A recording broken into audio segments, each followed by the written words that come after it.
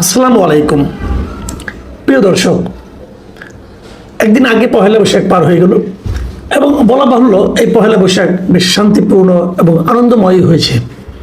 আমি ব্যক্তিগতভাবে এই পহেলা বৈশাখকে যেভাবে উদযাপন করা হলো, সরকারের যে ভূমিকা ছিল এবং সবচেয়ে বড় কথা, এ ধরনের সাংস্কৃতিক কর্মকাণ্ডের মধ্যে যে রাজনীতি ঢুকিয়ে না দেওয়ার যে সরকারি প্রবণতা, সরকারি প্রচেষ্টা, এটা আমার কাছে খুবই প্রশংসনীয় মনে হয়েছে। এই জন্য আমি সরকারকে সাধুবাদ জানাতেই চাই।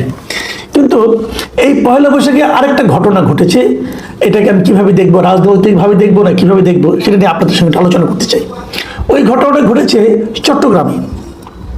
চট্টগ্রামে এই এনসিপির নেতা এবং সংসদ সদস্য ব্রাহ্মণবাড়িয়া থেকে নির্বাচিত মিস্টার হাসনাত আবদুল্লাহ, তিনি চট্টগ্রামে গিয়েছিলেন চট্টগ্রামের সাবেক মেয়র মঞ্জুর আলমের সঙ্গে দেখা করতে। এবং আমি যত শুনেছি উনি একা যান নাই, ওনার সঙ্গে আরো অন্যান্য কয়েকটা দলের নেতাও ছিলেন। যাও, তো উনি যখন ওখান থেকে বের হয়ে আসেন তখন উনি একটা তোপের মুখে পড়েন, বলা যায় আমার বিবেচনায় মবের মুখে পড়েন বলতে হবে। অনেকগুলি ইয়াং ছেলেরা তাকে ঘিরে ধরেছে, তাকে বলছে যে স্বৈরাচারের দোসরের সঙ্গে আপনার কিসের মিটিং, আপনি কেন এসেছেন, কেন মিটিং করছেন স্বৈরাচারের দোসরের সঙ্গে, এটসেট্রা এটসেট্রা। পরে বিভিন্ন পত্রপত্রিকা থেকে, বিভিন্ন মিডিয়া থেকে যতটুকু খবর পেলাম, এই যে বিক্ষুব্ধ তরুণ, এরা কারা? এরা মূলত ছাত্রদল এবং যুবদলের কর্মী, নেতা, সমর্থক। এরাই তাদেরকে ধরেছেন। যদিও এদের অনেকে নিজে থেকে জুলাই যুদ্ধের দাবি করেছেন। জুলাই যুদ্ধের দাবি নিয়ে আমার কোনো আপত্তি নেই। বিএনপি, যুবদল, ছাত্রদল, ছাত্র শিবির, জামাত ইসলামী, সাধারণ নাগরিক, এরাও কিন্তু জুলাই যোদ্ধা। কারণ জুলাইয়ের সেই গণ অভ্যুত্থান বলেন এবং গণ আন্দোলন বলেন, এটা তো একা একা হয় নাই, একটা কোনো দলও করে নাই, সব দল মিলিয়েই করেছে। কাজে সবাই জুলাই যোদ্ধা, এটা নিয়ে আমার কোনো আপত্তি নেই। ওনারা নিজেদেরকে জুলাই যুদ্ধের পরিচয় দিলেও আমি যতটুকু জেনেছি তাদের মধ্যে সিংহভাগই ছাত্রদল এবং যুবদল। এখন ছাত্রদল এবং যুবদল হাসনাত আবদুল্লাহকে বাগে পেয়ে তাকে বেইজ্জতি করছে অথবা করবে, এতে আমি খুব একটা অবাক হইনি। এটা হতেই পারে, তাদের মধ্যে তো একটা রাজনৈতিক প্রতিদ্বন্দ্বিতা আছেই। কাজে তাকে যদি রাজনৈতিকভাবে হেয় প্রতিপন্ন করা যায়, এতে কোনো অস্বাভাবিক কিছু না, এটা হতেই পারে। কিন্তু প্রশ্ন হলো, তারা তাকে যেভাবে আক্রমণ করেছে, এই আক্রমণটা কি ঠিক আছে কিনা? একজন লোক কারো বাসায় গিয়েছে, এখন উনি যে স্বৈরাচারের দোসর, এটা আপনি কতদিন বলবেন? বাংলাদেশের স্বৈরাচারের দোসর ছিল নাকি বলেন আপনারা? শেখ হাসিনা যে 17 বছর 15 বছর যে শাসন করেছেন, এই সময়ে কে আওয়ামী লীগ করতো না? 10 জন লোকের মধ্যে 9 জনই বলতো আমি আওয়ামী লীগ করে, একজন চুপ করে থাকতো। সেগুলো দল করে না, সে মুখ ফুটে বলতো না যে আমি বিএনপি করি। জামাত বলতো কোনো প্রশ্নে ওঠে না, কারণ জামাতের লোকেরাই বলতো আমি আওয়ামী লীগ করি। এই যে জামাতের বিরাট নায়ক, শিবিরের বিরাট নায়ক সাদিক খান, আওয়ামী লীগের পক্ষে স্লোগান দেয়নি, আওয়ামী লীগ করেনি। স্বৈরাচারের দোসর সে, সবাই তাহলে স্বৈরাচারের দোসর। তো এটা কতদিন চলবে? এখন একটা গণতান্ত্রিক সরকার এসেছে। ভোট দেওয়ার সময় বলেছিলেন আপনারা যে আমরা স্বৈরাচারের দোসরের ভোট চাই না? তা তো বলেননি। বিএনপির লোকেরা তো স্বৈরাচারের দোসরদের ভোট পাওয়ার জন্য, মানে যদি তারা স্বৈরাচারের দোসর হয়, যদি হয়, তাদের ভোট পাওয়ার জন্য পারলে যায় তাদের পা ধরেছে, ধরেনি। তাহলে কে স্বৈরাচারের দোসর, কখন স্বৈরাচারের দোসর? ও, যখন আপনার পছন্দ না হবে তখন সে স্বৈরাচারের দোসর, আর যখন সে আপনার পছন্দ হবে তখন এই দেশের নিরপরাধ নাগরিক। এই কি ইকুয়েশন? এটা কতদিন চলবে? এই যে কাউকে স্বৈরাচারের দোসর বলে তার উপর ঝাঁপিয়ে পড়া, তাকে হেয় প্রতিপন্ন করা, তাকে গালাগাল করা, এটাই মব। মব ভাই গাছে ধরে না, মব গাছে ধরে না, মব আকাশ থেকেও আমদানি হয় না, এটাকেই মব বলে। দেখুন, আমি এখানে কয়েকটা বিষয় বলি। হাসনাত আবদুল্লাহ কার সঙ্গে দেখা করবেন, কেন দেখা করবেন, এটা তার ব্যক্তিগত ব্যাপার। যদি এর মধ্যে রাষ্ট্রদ্রোহিতার কিছু না থাকে সেক্ষেত্রে কোনো সমস্যা নাই। আর যদি রাষ্ট্রদ্রোহিতা কিছু থাকে, সেটা আইন শৃঙ্খলা রক্ষাকারী বাহিনী দেখবে। আপনি কে? আপনি কে? আপনারা 10-12 জন লোক মিলা বলেন মব করতেছে। আসলে আমার যেটা আমি ওটা বলি, আগে একটা কথা বলে নিই। আমি একটু হাসনাত আবদুল্লাহর প্রশংসাটা একটু করতে চাই। গেলে আমি একটা ভিডিও দেখলাম, আমি খুব ইন্টারেস্টিংলি খেয়াল করলাম। হাসনাত আবদুল্লাহ বয়স কম, আমার চেয়ে তো অনেক কম। আসলে বিভিন্ন সময় দেখা সাক্ষাৎ হয়েছে এবং মানে খুবই কম বয়স্ক একটা লোক। তো আমি দেখলাম যে হাসনাত আবদুল্লাহ সেখানে মানে এত সুন্দর পুরো ঘটনাটাকে ম্যানেজ করলেন। মানে এই এত কম বয়সে এত এভাবে ম্যানেজ করতে পারার যে দক্ষতা, এটা এটা কিন্তু হয়েছে একটা বড় আন্দোলনের মধ্য দিয়ে উনি উঠে এসেছেন বলে, তা না হলে এই বয়সে হওয়ার কথা না। খুব ঠান্ডা মাথায় উনি সবার স্লোগান শুনছেন, সবার সঙ্গে উনি কিছু বলছেনও না, দেখলাম নিজের হাসতে শুনছেন। তারপরে সে এক সময় দেখলাম যে উনি বললেন যে মানুষ মাত্রই ভুল হয়, আমার ভুল হতে পারে না। উনি কিন্তু কোনো আর্গুমেন্টে গেলেন না এবং পুরো বিষয়টাকে ম্যানেজ করে আমরা দেখলাম পুলিশে চলে এসেছে। যাই এগুলি হয়েছে, কিন্তু আমার কথা হলো এই লোকগুলি কি আসলে হাসনাত আবদুল্লাহকে অপমান করার জন্য গিয়েছে? দৃশ্য তো তাই মনে হয়, কিন্তু এর পেছনে কি একটা রাজনীতি নেই? আমার মনে হয় একটা রাজনীতি আছে, এবং সেই রাজনীতিটা হলো খুবই কুৎসিত অন্তর্দলীয় রাজনীতি। কেমন কিছু কথা বলি। হাসনাত আবদুল্লাহ যার বাসায় গিয়েছিলেন, এই যে মঞ্জুর আলম, উনি কে? উনি একসময় আওয়ামী লীগের রাজনীতি করতেন, কিন্তু 2009 সালের পরে তো উনি আওয়ামী লীগের রাজনীতি করেননি। 2009 সালে উনি আওয়ামী লীগের রাজনীতি ছেড়ে দিয়ে আওয়ামী লীগের ওই সময়ের খুব জনপ্রিয় মেয়র ক্যান্ডিডেট ছিলেন মহিউদ্দিন চৌধুরী, ওনার বিপরীতে বিএনপির প্রার্থী হিসেবে নির্বাচনে অংশ নিয়েছিলেন 2009 সালে, এবং সেই নির্বাচনে সবাইকে অবাক করে দিয়ে উনি বিজয়ী হয়েছিলেন এবং 5 বছর উনি মেয়র ছিলেন। এই 5 বছর তার পরিচয় ছিল উনি বিএনপি দলীয় মেয়র। এবং তারপর ওনার এক সময় মেয়াদ শেষ হয়েছে, মেয়াদ শেষ হওয়ার পর উনি তারপর আর কোনো প্রথম কিছুদিন রাজনীতি করেননি।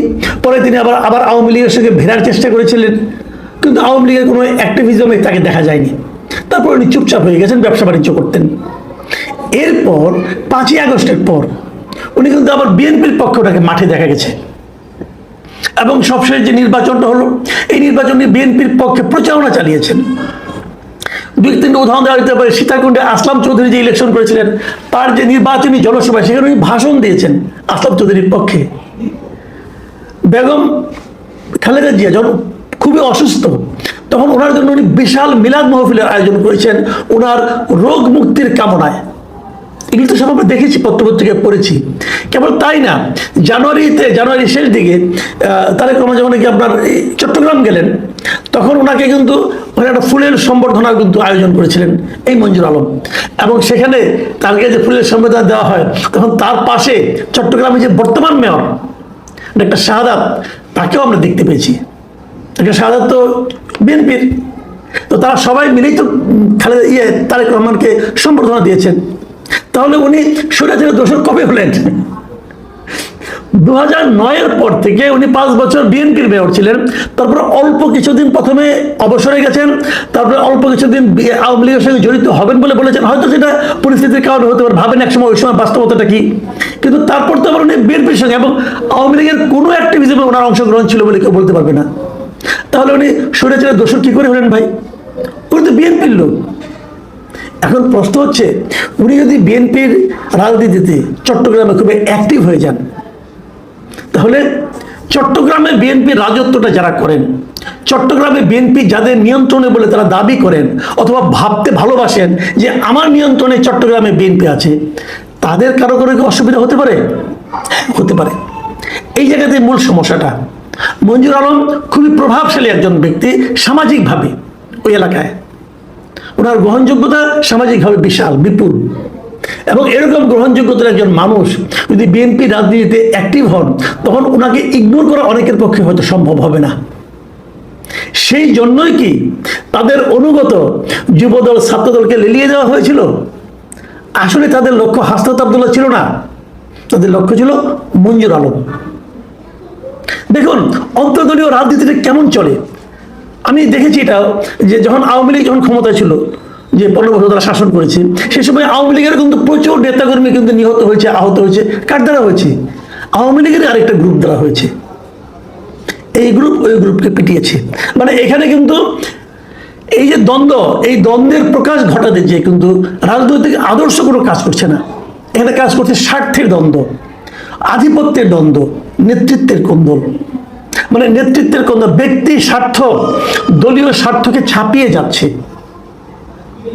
এটা কিন্তু একটা দলের জন্য, একটা দেশের জন্য খুবই মর্মান্তিক।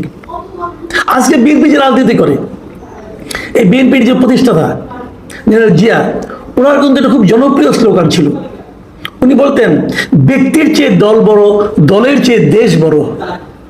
আর আমাদের বিএনপির নেতারা কি করছেন? তারা প্রমাণ করার চেষ্টা করছেন যে দেশের চেয়ে দল বড়, দলের চেয়ে ব্যক্তি বড়। এটা কি আসলে বিএনপির রাজনীতি, নাকি এই বিএনপির নেতাদের রাজনীতি? দেখুন, হাসনাত আব্দুল্লাহ কিছু হবে না, কিন্তু হাসনাত আব্দুল্লাহ যে মবের শিকার হলেন, এর দায়িত্বটা কার আসলে? আমি তো বিএনপির অন্তর্দলীয় কোন্দল বলে দিলাম, এটা বিএনপির অন্তর্দলীয় কোন্দলই হোক আর যাই হোক, এখানে তো সরকারের একটা ভূমিকা থাকার কথা ছিল।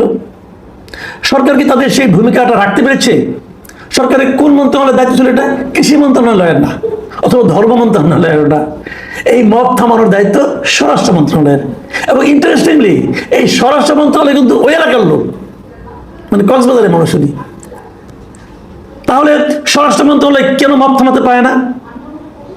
মব তো হলো, অন্য সময় মব হয়, অমুক একজন শিক্ষার্থী মব হয়, একজন শিক্ষাবিদ মব হয়, একজন প্রফেসর মব হয়, একজন শিক্ষককে মবের কবলে ফেলানো হয়, একজন সাংবাদিকের বিরুদ্ধে মব হয়, অনেক কিছু হয়। কিন্তু এবার তো একজন নির্বাচিত এমপি মব হলেন, মবের শিকার হলেন। আমি অনেকের সঙ্গে কথা বলি, কেউ কেউ আমাকে বলেছে, কেউ কেউ বলেছে এটা খুশির খবর, কারণ ওনারাই মবের জনক ছিলেন, এখন দেখেন মব হতে। হ্যাঁ, এটা একটা কথা হতে পারে, কিন্তু আমি এভাবে বলি না, এভাবে ভাবিও না। সন্দেহ নাই যে হাসনাত আব্দুল্লাহরাই অনেক সময় মবকে প্রশ্রয় দিয়েছেন। ওনারা ছাত্ররা, ওনার দল, এনসিপি, এরা সবাই একসময় তারা মবকে প্রশ্রয় দিয়েছেন, কোনো সন্দেহ নেই এতে। গত 18 মাস সেই মব আমরা দেখেছি। কিন্তু এবার উনি যখন নিজে মবের শিকার হয়েছে, নিশ্চয়ই উনি বুঝতে পেরেছেন অন্যদেরকে কেমন লেগেছে। কিন্তু সেটা কিন্তু মূল ইস্যু না। মূল ইস্যুটা হলো মব হবে কেন? মব আমার যিনি শত্রু তার বিরুদ্ধেই বা মব হবে কেন? মব হয়েছিল কেন? আগামীতে হবে কেন? তারও চেয়ে বড় কথা, হতে দেওয়া হবে কেন? এর জন্য কি স্বরাষ্ট্রমন্ত্রীর কোনো দায় নাই? এই স্বরাষ্ট্রমন্ত্রী কিন্তু দায়িত্ব নেওয়ার পর প্রথমেই বলেছিলেন এদেশে আর কোনো মব হবে না। আপনি কি আপনার কথায় স্থির থাকতে পেরেছেন?